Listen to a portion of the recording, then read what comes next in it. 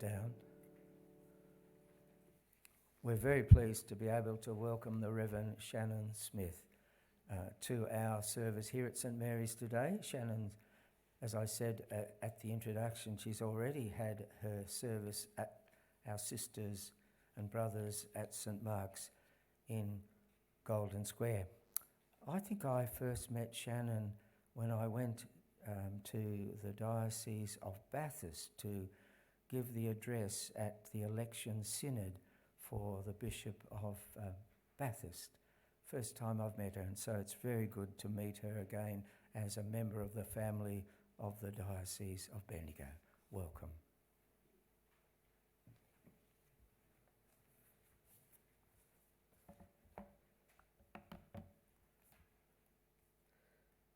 If I can make a slight correction there, it was Riverina. Riverina.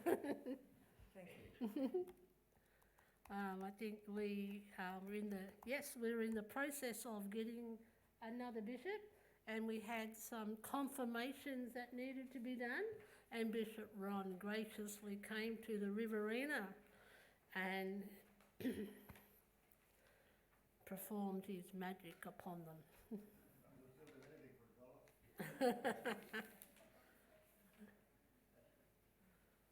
Urinati, Reverend Shannon Smith, Parish of St Mark's Golden Square.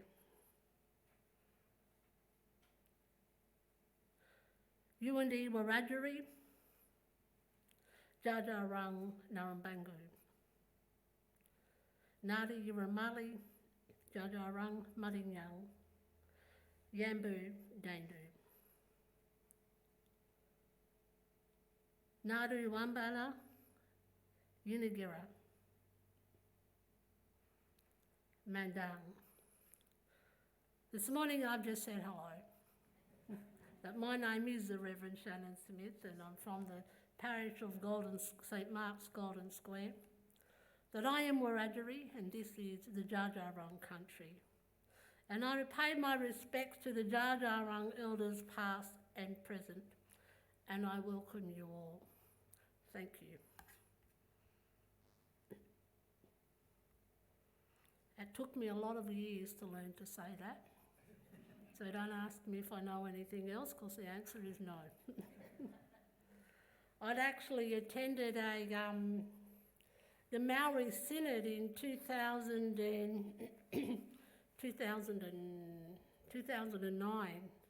There was over 200 Maori priests and bishops and lay people there.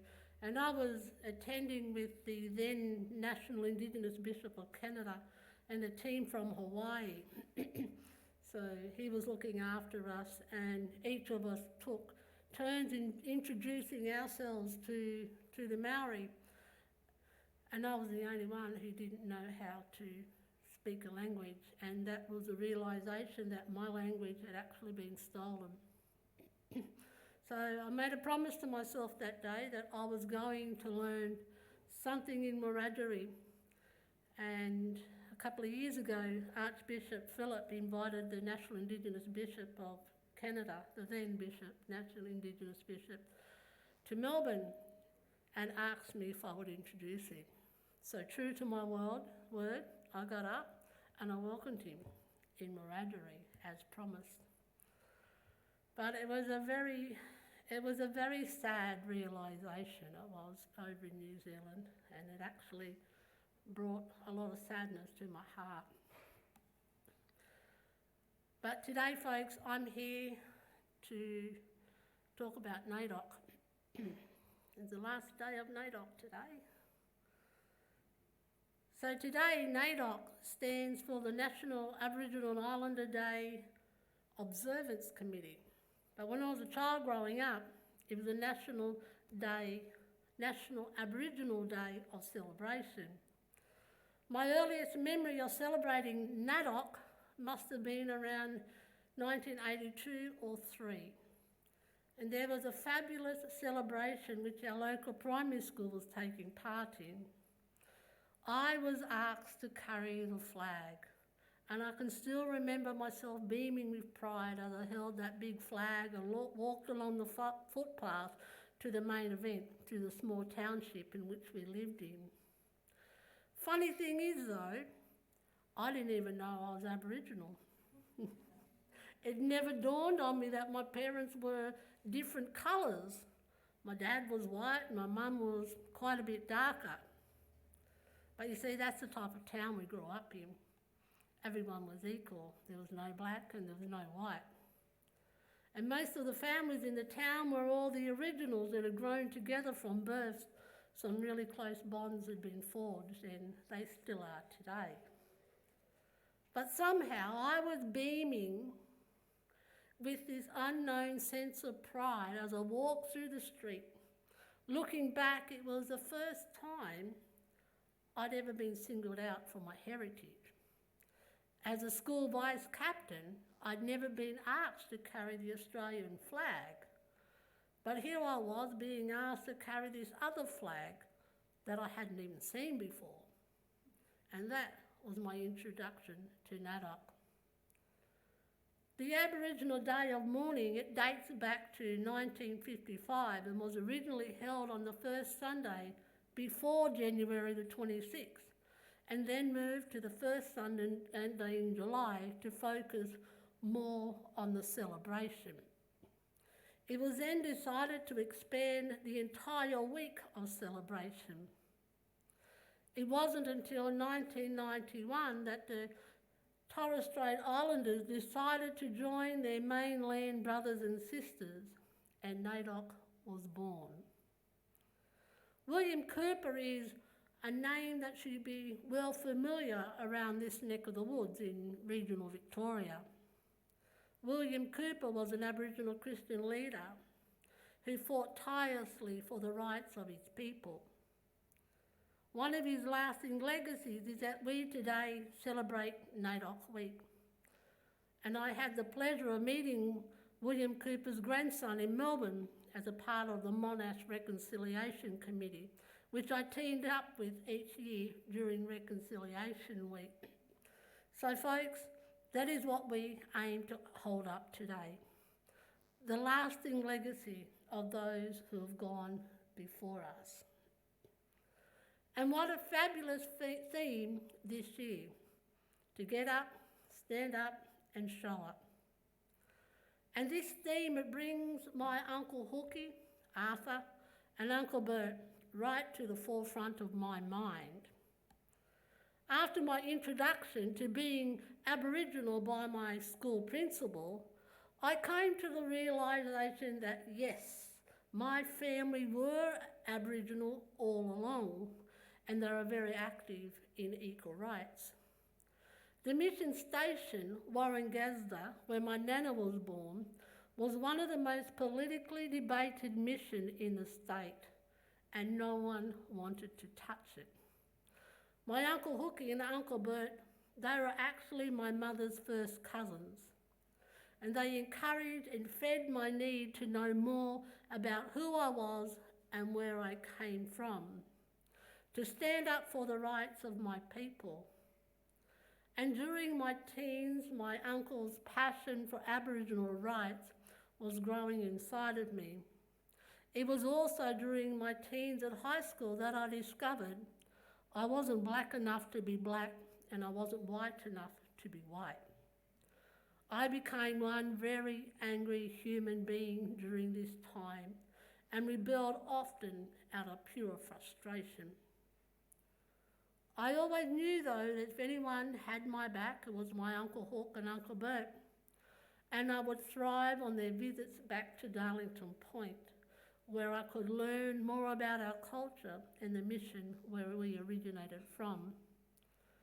So today I want to give thanks to my late Uncle Hawk, Arthur, and Uncle Bert for installing the passion and igniting the fire within that still burns today. NAIDOC Week is an opportunity for all Aboriginal and Torres Strait Islander cultures and histories, and gives us the opportunity to participate in celebrations of the oldest continuous living culture on earth. and it's good to see so many of you here this morning to help celebrate. But remember though that NAIDOC isn't just about a celebration for Aboriginal and Torres Strait Islanders, it's a celebration for the nation. The theme this year for NAIDOC is Get Up, Stand Up and Show Up.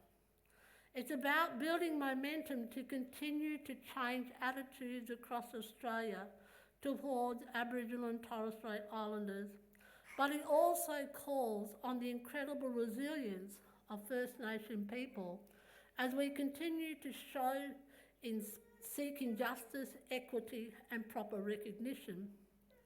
And the relationship between Aboriginal and Torres Strait Islander people and non-Indigenous Australians need to be based on justice, equity and proper recognition of Aboriginal and Torres Strait Islander people's rights.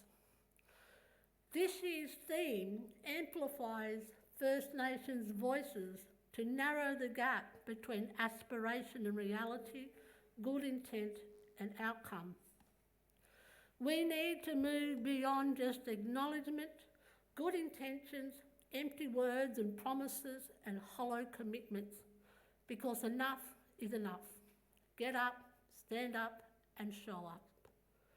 This year's theme would have to be one of the most powerful themes, and it has encouraged me as an Aboriginal who has been sitting in the background waiting for someone to do the job for me. It's like a good kick in the rear end. Perhaps it's our ancestors standing behind and giving us a much needed push forward, saying, why are you sitting around on the ground in the dust, licking your wounds for someone to do the job for you? We have many Aboriginal and Torres Strait Islander people though, who have been taking action to fight for their freedom and create change since Australia was colonised. This action takes many forms, including taking up arms, entering politics, marching in protest, creating arts and winning on the sports field. In our reading from Luke, it speaks very clearly to us this morning about how all Australians can stand alongside their wounded Aboriginal and Torres Strait Islander brothers and sisters as advocates and allies. And imagine a future of the nation of nations and how it might look when we all get up, stand up and show up together. Let us not be the priest or the Levite in today's parable, but rather the Samaritan who reached out and gave his brother a hand up and helped heal the wound that were inflicted upon him by the robbers. Does that story sound familiar? Let me give you a hint. 1788. This year, that Good Samaritan arrived in the form of our very own diocesan archdeacon, George Hemming. During our diocesan synod, Archdeacon George introduced us to the Uluru Statement in the hope we will support the Uluru Statement from the heart as a diocese and familiarise ourselves in our parishes together. I can honestly say that Archdeacon George and the members of Synod lifted this wounded sister and brought joy to her heart in their full support.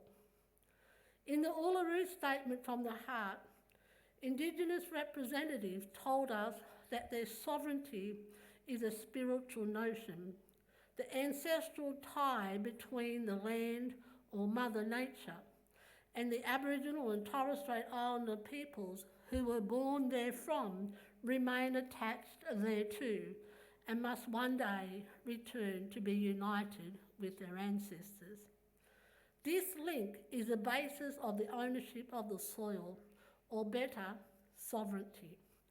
Let's hope that the 2017 Uluru Statement from the Heart can help change hearts, providing a more secure place for Aboriginal and Torres Strait Islander peoples in the life of the Australian nation.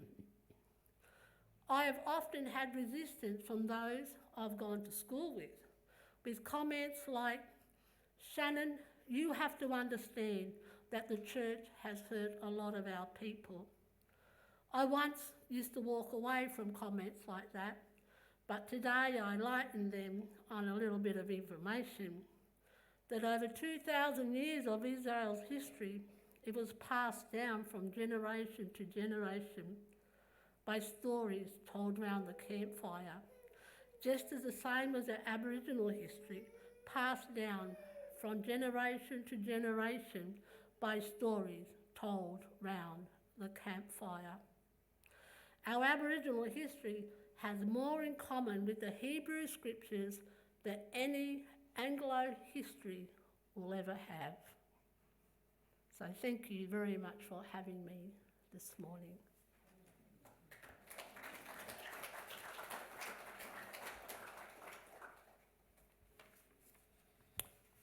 Thank you very much, Shannon, for a very powerful message.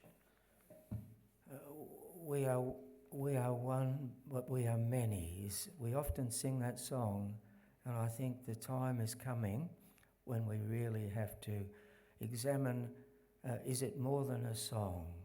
We've got work to do.